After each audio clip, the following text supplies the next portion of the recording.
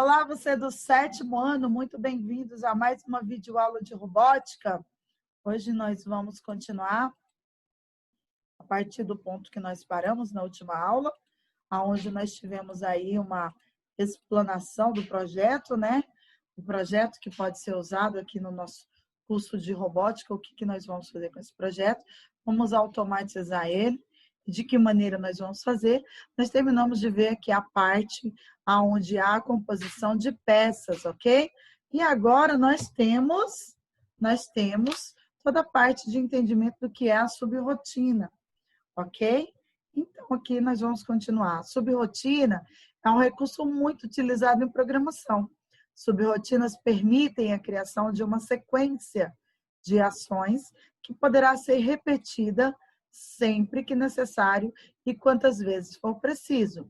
Um exemplo simples de subrotina é uma rotina de piscar um LED por meio segundo. Basicamente, são necessários 6 blocos para criar uma subrotina, tá? Então, aqui nós precisamos verificar dessa maneira. Será necessário e preciso escrever esse mesmo fluxograma diversas vezes, se não criarmos essa nossa subrotina. Com o recurso de subrotina, esse problema é eliminado, pois torna-se possível criar uma biblioteca de funções, onde sempre que necessário, pode-se realizar uma sequência de ações sem reescrevê-la. Então, vamos lá. Aqui nós temos um exemplo de fluxograma. E nós vamos fazer um fluxograma igual mostrado do lado e, em seguida, colocando o bloquinho de iniciar, fazemos, então, com a função sub, ok? Então, no sub, nós vamos clicar em piscar LED e ok. Note que é preciso definir um nome para a subrotina, pois podem ser criadas quantas forem necessárias, e isso ajudará a identificá-las. É importante nomear a subrotina com um nome que ajude a identificá-la, para que seja mais fácil a sua utilização. Nesse caso, a subrotina foi nomeada como piscar LED, pois nos permite saber qual a sua função. Quando definimos uma subrotina, automaticamente é criado um bloco chamado sub.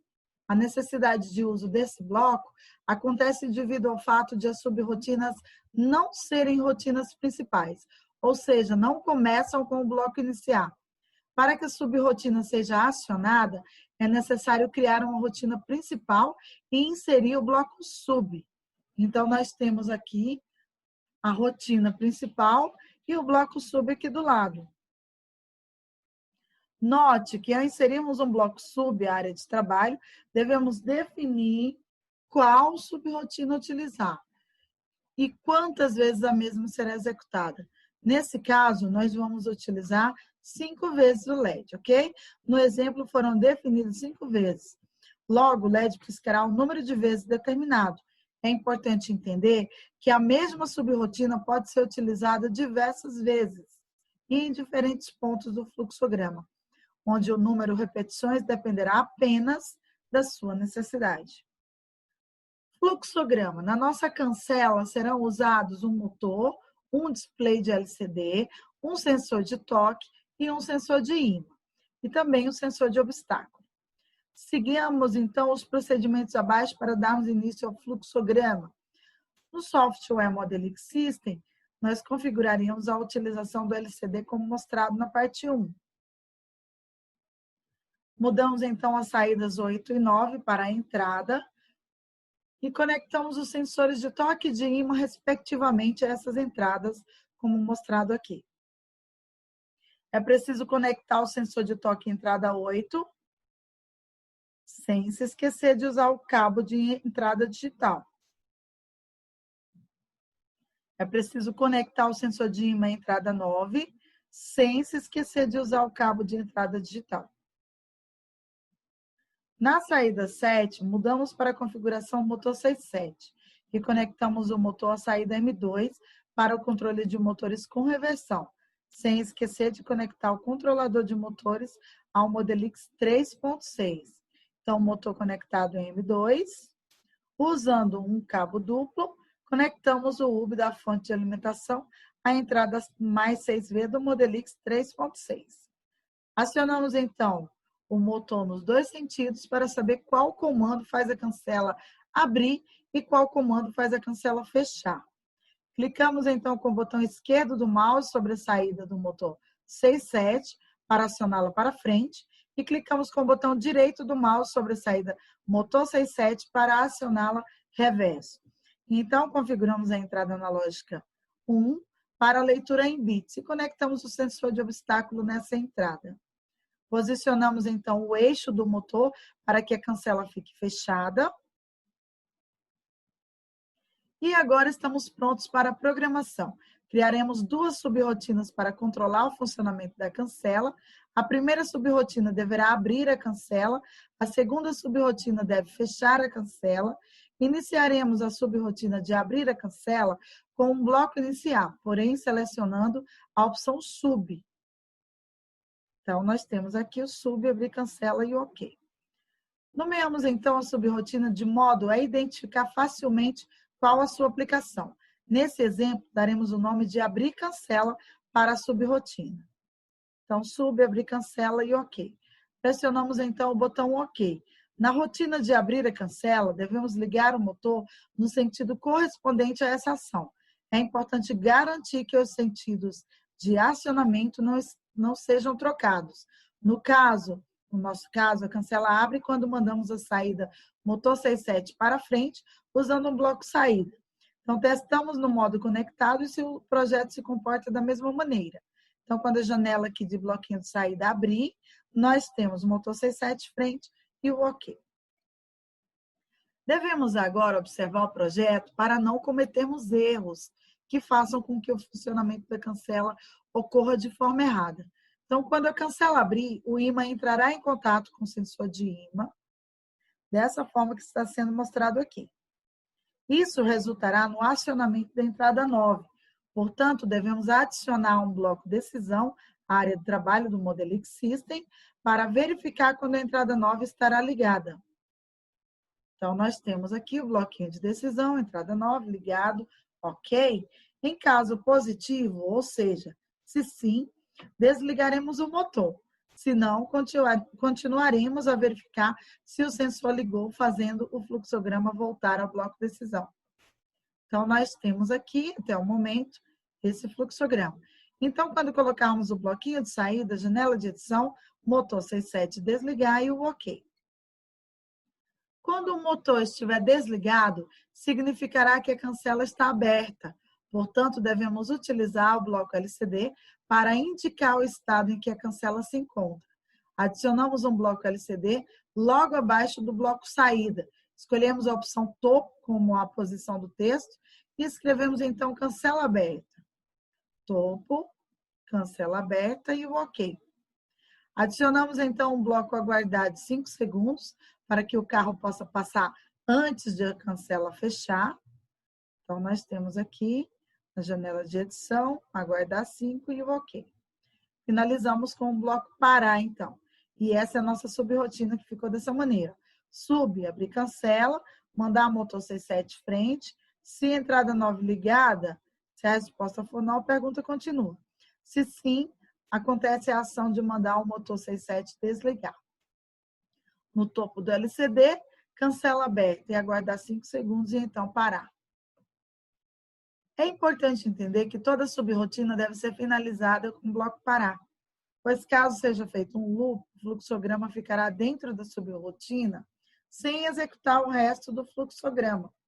Como a subrotina de fechar a cancela será muito similar à rotina de abrir a cancela, podemos copiar os blocos. Selecionamos todos os blocos e deixamos da cor roxa. Então, selecionamos em copiar na barra de ferramentas, acima, lá na área de trabalho. Selecionamos, então, colar. Clicamos, então, numa área longe do fluxograma copiado. E modificamos, então, o nome da nova subrotina para fechar cancela, mas mantenhamos a rotina incorreta, tá bom? Então, aqui nós vamos apenas trocar o nome para fechar cancela e o OK.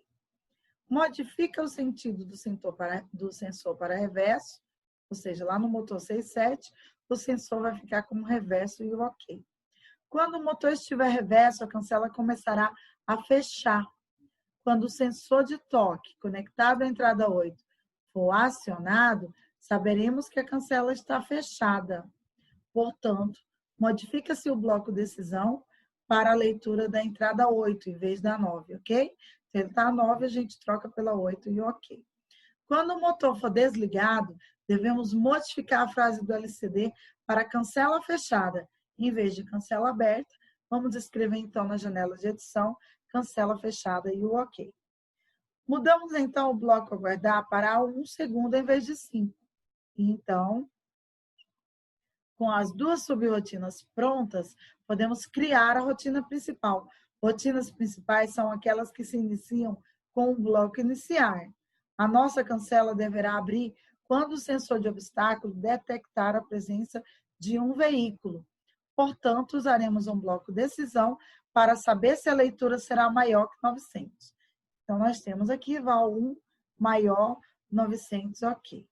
Se a condição for verdadeira, acionaremos a subrotina abrir cancela. Adiciona-se, então, o bloquinho sub. Seleciona-se, então, a nossa subrotina. No caso, vamos usar primeiro abrir cancela e executá-la apenas uma vez. Ok. Se a condição for negativa, acionaremos a subrotina fechar cancela. Então, no caso, não, sub fechar cancela e, então, repetir uma vez. Agora, devemos observar novamente se o sensor de obstáculo continua detectando o veículo. Use, então, a ferramenta linha para voltar ao bloco de decisão. Seu fluxograma deve ficar assim, ó. Nós temos aqui, iniciar. Se val 1 maior que 900, a resposta for não, fecha a cancela.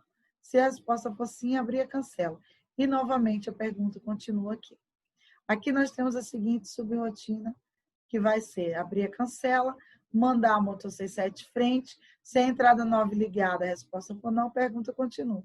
Se sim, mandar a motor 67 desligar, no topo do LCD, cancela aberta, aguardar 5 segundos, parar. Na sub, fechar cancela. Mandar a motor 67 reverso, se entrada 8 ligada, a resposta não, pergunta continua. Se sim, mandar a motor 67 desligar. Topo do LCD, cancela fechado, aguardar um segundo e então parar.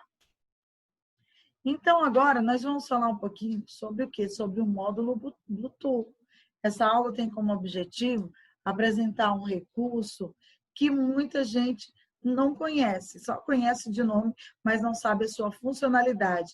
Tá? Ela tem muita utilidade e pode dar diversas funcionalidades ao seu robô, o módulo Bluetooth. Então, o módulo Bluetooth é um dispositivo que permite, através de um aplicativo Android, controlar as ações de um robô enviando e recebendo informações de um celular. As informações recebidas são usadas de forma similar ao controle remoto, onde um caractere, como por exemplo a letra A, é enviado via celular por meio de um aplicativo. E o bloco decisão é responsável por identificar qual caractere recebido e realizar uma ação a partir dessa informação. Para usá-lo, será necessário um celular Android com um aplicativo de comunicação Bluetooth que pode ser encontrado gratuitamente no site playgoogle.com. Dentre os muitos aplicativos encontrados para comunicação Bluetooth, utilizaremos o Bluetooth SPP. Com esse aplicativo, é possível enviar e receber caracteres comunicando-se com o Modelix 3.6, utilizando o software Modelix System. Tá? Então, comunicação Bluetooth acontece da seguinte maneira. O software Modelix System pode ser configurado para possibilitar a comunicação Bluetooth. Utilizando esse recurso, será gerado um bloco para que o Modelix 3.6 envie caracteres ao celular, além de ser possível a leitura dos caracteres enviados pelo celular. Para isso, para adicionar esse recurso, precisamos configurar a saída 0 no Modelix System para Serial RX. Com essa configuração, a saída 1 não mais será mostrada e um novo bloco chamado Transmissão Serial será adicionado. Arrastamos, então, o bloco Transmissão Serial para a área de trabalho para observarmos de que forma utilizá-lo. Então, nosso bloquinho serial é bem parecido com o de saída, né? O bloco transmissão serial é responsável por enviar caracteres do microcontrolador para o celular.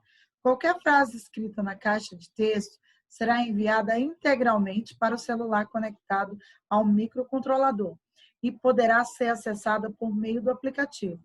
Esse recurso é aplicado quando se deseja indicar que uma ação está em andamento ou terminada, assim como na elaboração de um menu de opções ou o valor de leitura de um sensor, sendo um meio de comunicação entre o robô e você.